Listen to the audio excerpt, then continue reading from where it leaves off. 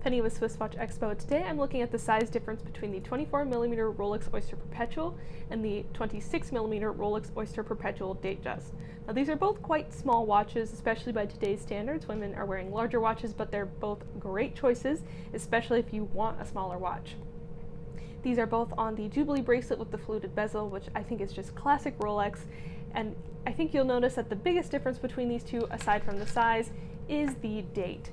This one, the 24mm Rolex Oyster Perpetual non-date, I really like Rolex watches without the date. I think it just adds to the symmetry of the watch. I think it looks really sleek, and I love a tiny little watch. I think they are so cute, and I think they are the perfect choice for someone who wants a professional watch that they can match with anything that won't overwhelm their wrist.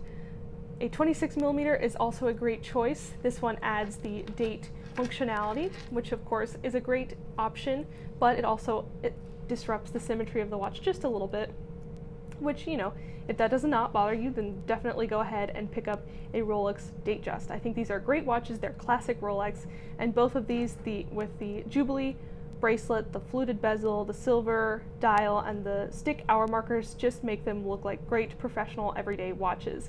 So if you're interested in picking up a Rolex Datejust or non-date, check out our entire Rolex collection at SwissWatchExpo.com.